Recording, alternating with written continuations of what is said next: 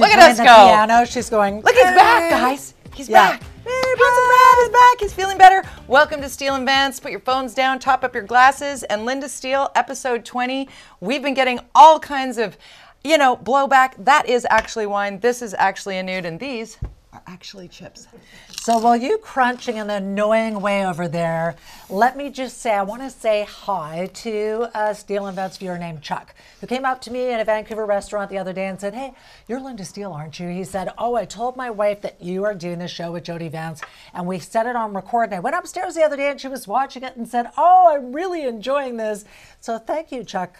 And your wife, I wasn't smart enough to ask what his wife's name is. However, Hi, Chuck. Hi, Chuck and wife. And I don't remember that. It's salt and vinegar. I think it's a hard bite. It's very delicious, but I'm going to be picking chips. The reason we don't eat while we're talking is it's hard to talk with your mouth full, right? See? So, Lynda, why don't you start us off here? You talk first. Okay, I will. We have a really big show. And I know we say this every week, but we have a very big show. Big. We have some big guests. We have our brand new premier, David Eby, on the show with so much to talk about. So much to talk about. We're going to hit it all, right? Healthcare, housing, housing, the Crown, the crime, repeat offenders and crime. And addiction.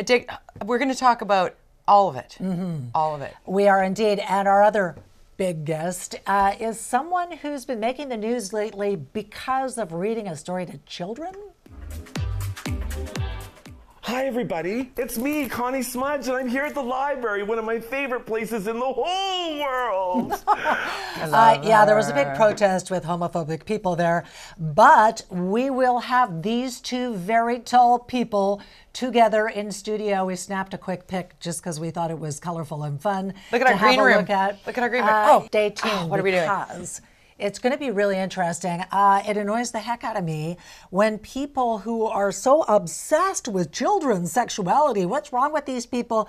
They're children. They are listening to a story being read by a colorful person who looks like a Disney character. There are people watching right now just to hate that we have Connie Smudge on. And I ask those people, what's wrong with you? Like, what's wrong with you? What is wrong with you? What's wrong with you that you don't, because it's the same people, which we'll get into with Connie, it's the same people that are demanding the freedom to do what they want and speak how they wish and say what they will. Censored. Right? Not to be censored. And yet they want to go and protest outside of a library where small children are.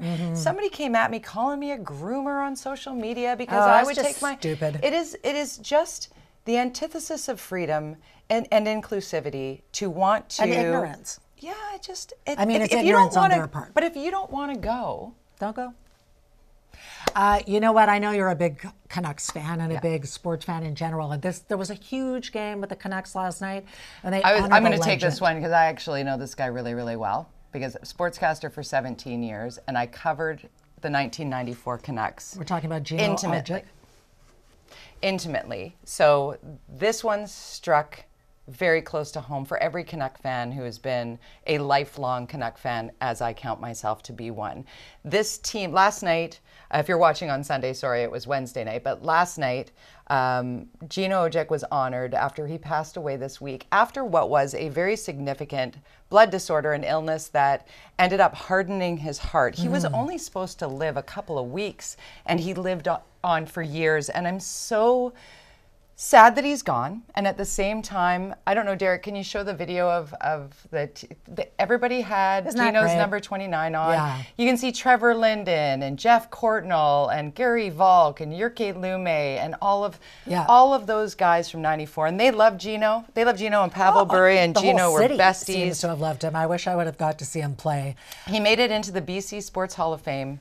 Yeah. And that is a really special piece of that. There was a lot of big news. Also sad was the fact that the Vancouver Folk Festival is being canceled. It went down during the pandemic. This time they're saying they're not going to host it this year.